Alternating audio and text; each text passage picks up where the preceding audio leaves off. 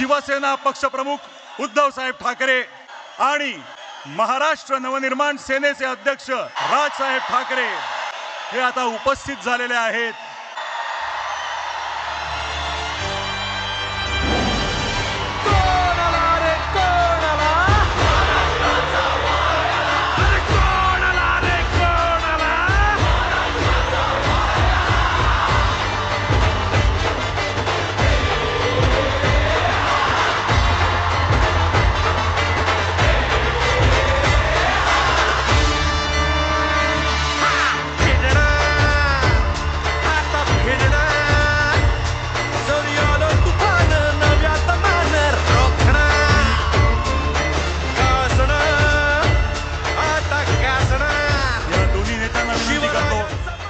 त्यांनी छत्रपती शिवाजी महाराजांच्या पुतळ्याला पुष्पहार अर्पण करावा आणि या कार्यक्रमाचे औपचारिक सुरुवात।